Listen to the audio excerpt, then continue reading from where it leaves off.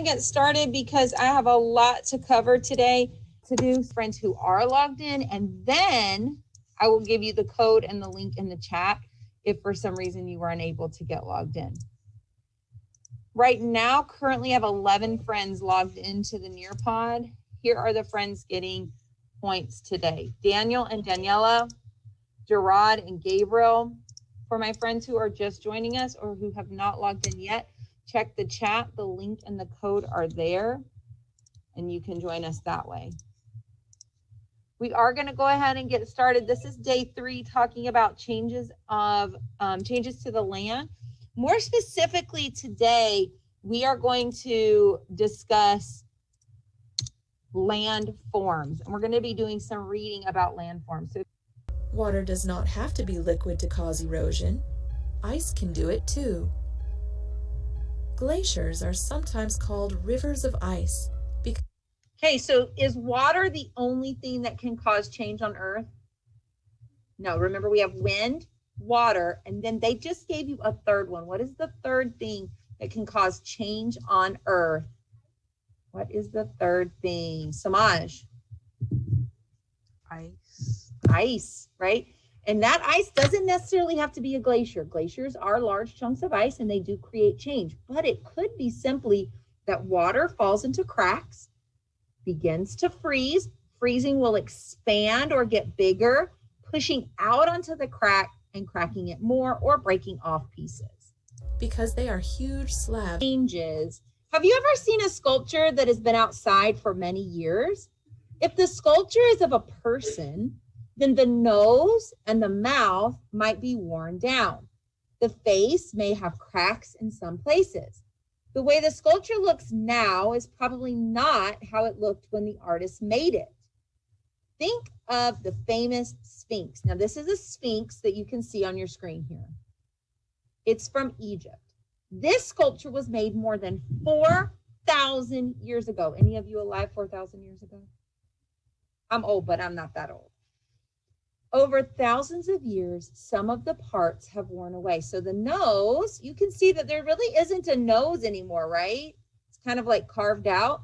That is from weathering, erosion, breaking down. So here's a fun fact. How many of you recognize this monument of people? Anybody here ever been to this monument? I have. I've actually been there 3 times. So this is Mount Rushmore, or as my kids used to call it when they were little, Mountain Rushmore, but it's, go ahead and unmute and read that for us, Mercedes.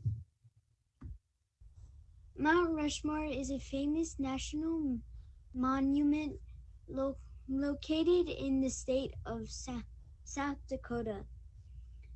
Mount Rushmore is granite. Granite. Okay, sorry, somebody unmuted in the classroom. Go ahead, Mercedes. Can you say that again? They might last up to 2.4 million years before they completely wear away. So unlike the Sphinx, thank you, Mercedes, unlike the Sphinx that wore away in 4,000 years, Mount Rushmore is made out of a special stone called granite, which is very hard. And yes, it will erode and it will weather away, but at a very slower pace. So first, but over time, they're going to become smooth. And that's true about all landforms. Now, what is a landform? Well, it's a feature of something on Earth, and it's a natural feature. It's not something that we made, right? So Mount Rushmore, not a landform, it's a monument. The Sphinx, not a landform, it's a sculpture.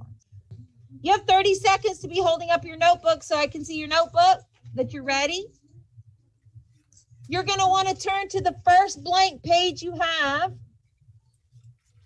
You're going to want to turn to the first blank page that you have. 3, 2, and 1. All right, Story, make sure you're on mute. It doesn't show up because sometimes. Okay, we're going to start out. Guys, again, if I move too fast for you, remember these are going to be on Schoology, okay? All right, we're going to start out with the title of our notes is Landforms. Today's date is 4/7/21. For every landform we write today, we're going to have a definition of the landform and next to it a picture. The picture does not need to be giant and it does not need to be perfect, but it should look similar to what I have. I know. All right, so I want to show you what you need to do for your exit ticket today. So eyes up front, so then I can dismiss you. You're going to go into Schoology to your science class.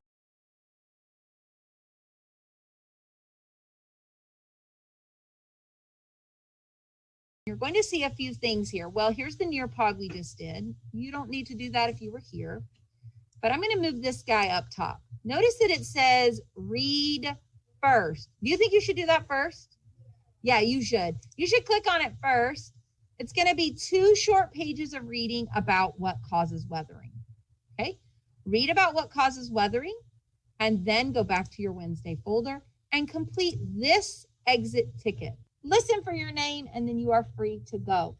Zara, Stephen, Aiden, Diaz, Ahmed, Melanie, Isabella, Mariella, Elisa, Soleil, Julian, Luis, Jaden, Aiden Vasquez. All right, so we're going to go ahead and get started. Lesson 18 is called Designing for Accessibility. Expectations for class. So first and foremost, make sure your camera is on, and I should see how many things in your camera? 10. Wait, what? Oh, okay, 3 things, right? So I'm going to be able to see, point to them, head, shoulders, and feet. Oh, okay, hold on. Do it again. It's Friday. I'm a little bit tired.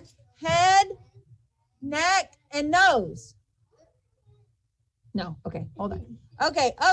Help me out here, please. Elijah, what are the 3 things you should be able to see in the camera? Head, neck, and shoulders. Oh, thank you. Head, neck, and shoulders. Sometimes I get it confused. Thank you. Should it be Zara, Isabella, or Ruby? These are our 3 people, and I'm going to let your friends choose. Who do they think will be the teacher? Oh my goodness. I hear somebody talking, but we're supposed to be typing. Okay. A lot of votes. Close. The person that got the most votes I'm looking for in the chat here is Isabella. So good job, Isabella. Okay, now, hey, I think that Zara and Ruby can do it too. So next week, girls, I'm going to call on you, okay? Because I think you can. Stand up. Weathering breaks it. Weathering breaks it. Erosion takes it. Erosion takes it.